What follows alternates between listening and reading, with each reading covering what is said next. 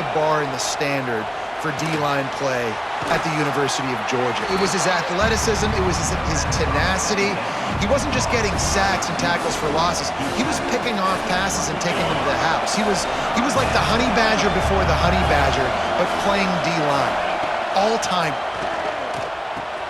Caught over the middle. It's Hardy.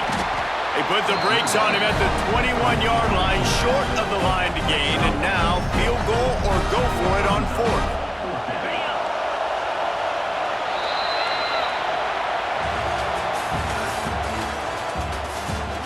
One more quarter to play, and it might be unlikely, but hey, it's college football. Comebacks happen. Down by multiple possessions, you can't come up empty on this drive. They'll go for it on fourth down. He'll try to throw and pick up the first down. He's run out of bounds, but he's got enough to move the sticks. And the Blue Hens getting set on 1st and 10.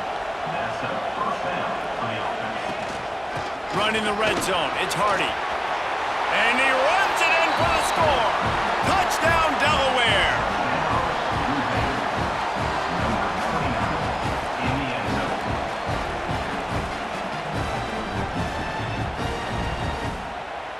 Ready to try the point after. And after the extra point, they've cut the lead in half, down 14-7. They put it in the end zone with a 12-play scoring drive. They're getting set to kick it away, and that last score took a little oomph out of this crowd. Fielded in the end zone. It's Barber.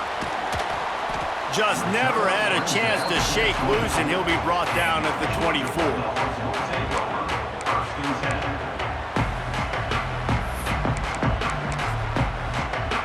They'll get things started on this drive from the 24.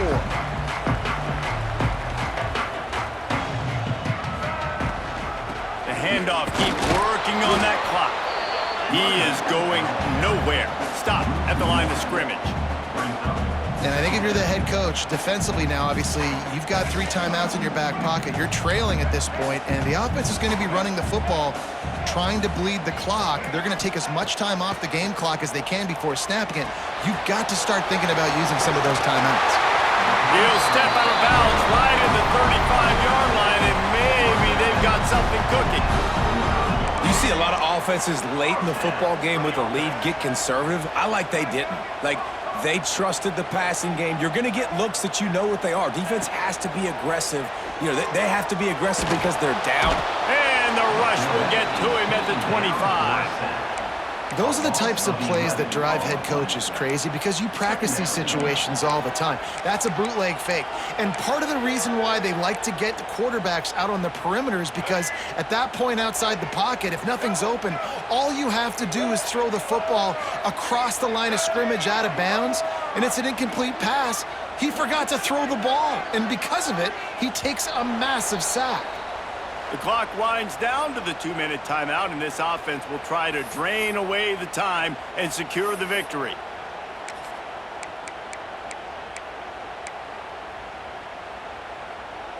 Negative play on first down. That's what a defense always wants.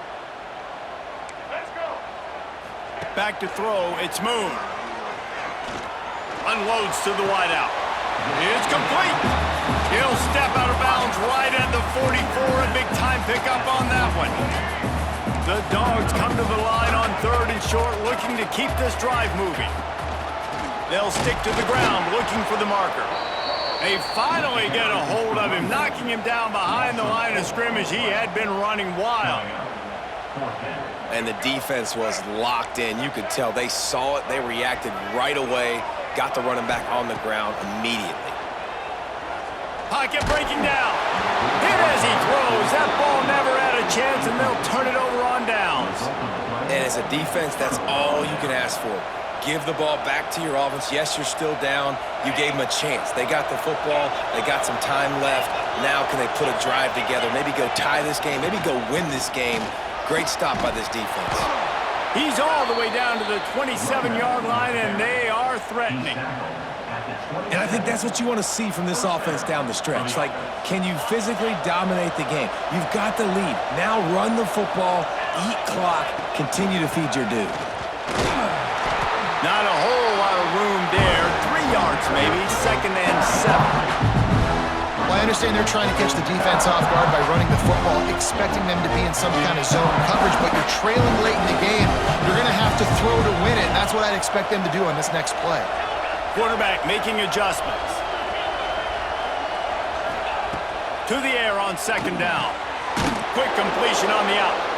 And that was some kind of collision between a couple of big bodies there, and he stopped from getting the first down. The Blue Hens come to the line on 3rd and short, trying to convert here.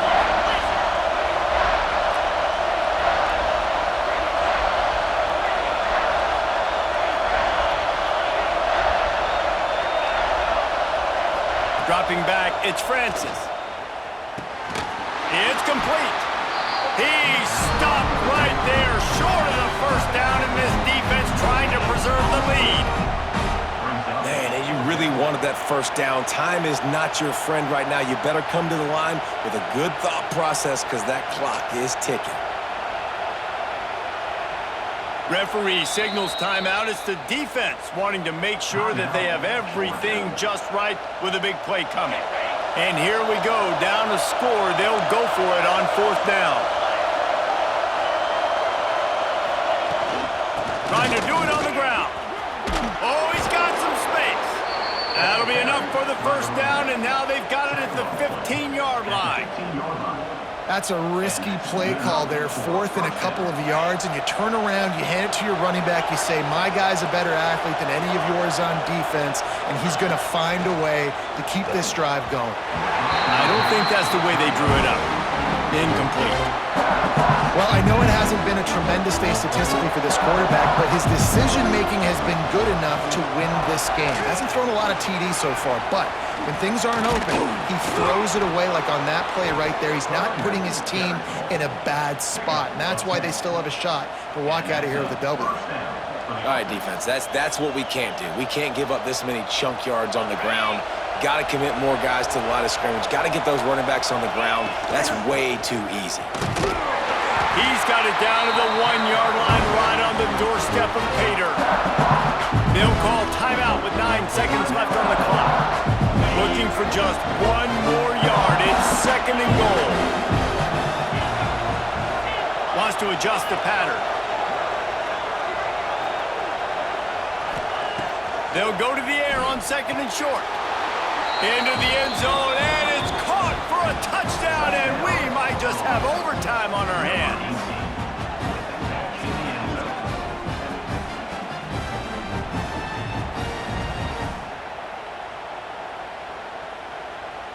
And they are a mere extra point away from tying this game.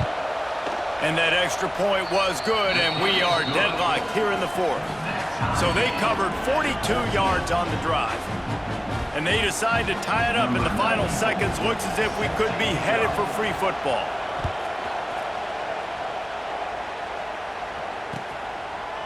Fielded in the end zone, it's Barber. Rolling the dice to bring it out of the end zone did not work out as he stopped at the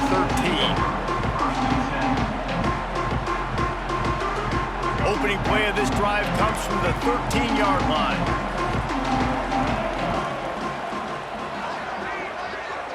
To the air, it's Moon. Trying to get behind the defense. Incomplete, the final play of regulation, and now we head to overtime.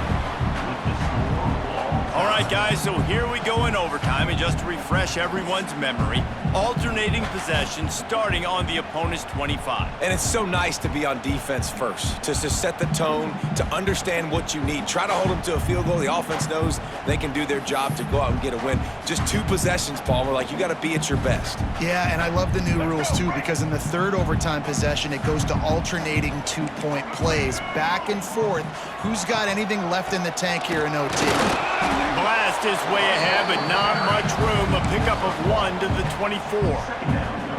And that run really didn't go anywhere. And a lot of times we don't focus on it enough, but how important those 5 guys are up front. To get on those defensive linemen, to try to move them out of the way, to get a run game going, it squarely falls on the shoulder of those 5 offensive linemen. They'll run the screen. That one looked great on the grease board, but when they blow it up like that, the defense is going to win every time. Staring at a 3rd and long here in this first overtime possession. On 3rd down, he drops to throw. Looking to the big tight end. Catch in the middle, it's Davis. And that is a huge conversion on 3rd and long for the offense. I think a lot of people thinking, hey, we're just going to try to get a couple yards, help our kicker out here to kick a field goal. But instead, they get a massive play, and now all of a sudden they're thinking touchdown here, 1st and goal. Quarterback on the keeper. He's going to lose a yard on that one. Phenomenal job by the defense that time, shutting down the option play. They knew they were going to see this in this game, and all week long in practice, they really focused on this assignment football, making sure the dive, the quarterback, the pitch, all taken away. Nowhere to go with the football that time offensively. The defense coming up with a huge negative play. This time he doesn't get loose, and finally the defense gets him bottled up behind the line. And the offense, they're just trying to be physical. They're trying to run this ball in down close to the goal line. The defense, though, they are having none of it. Field is condensed. Not a lot of room to work with here on 3rd and goal in overtime. On 3rd and long, he'll need to loosen up that arm. He took a hit as he threw it and couldn't deliver the football. It's incomplete, and 4th down's coming. QBs and receivers on 3rd down, everything has to happen just a split second sooner. You're expecting pressure, the quarterback gets hit, just not on the same page with his target. They'll try to put 3 on the board and take the lead in overtime.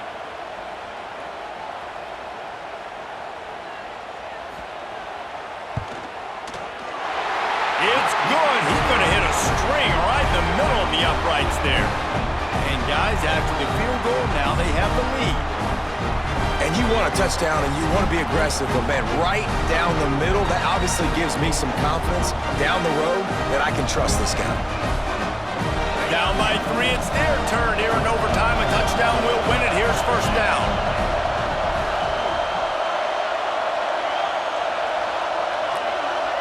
To the air, it's Francis. Fires to the big fella.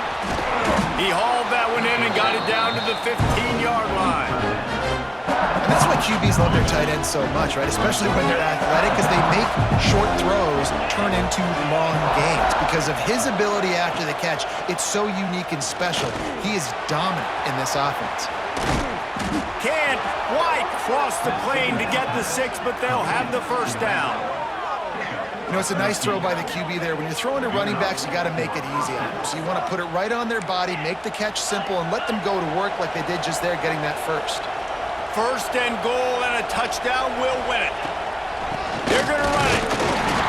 And they just tried to slam it in from the doorstep, but they went nowhere, and it'll be marked down at the 1. Looking for just 1 more yard. It's 2nd and goal. Might be calling a hot route. Tight end now in motion.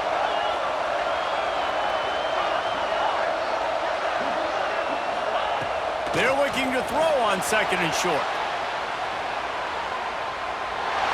He just threw that one away. Nobody was getting open. He had to live to fight another play in the red zone. It'll be 3rd down. That is exactly what I would tell this quarterback to do. Throw that ball away. Don't force it. Don't create a turnover down here in the red zone. We still got a few more downs to go. Nice job by the QB with the decision making. He did not make it a stone wall on 3rd down. Slams it ahead. He's in! A game-winning touchdown in overtime. Game on the line, and they've got to be the more physical side. Great job getting blocks up front. He was able to skirt his way into the end zone, David, to win this game. Man, that's why I want the ball 2nd and OT. I know exactly what I need to go get it done. They take it down the field, run it in the end zone, and end the football game.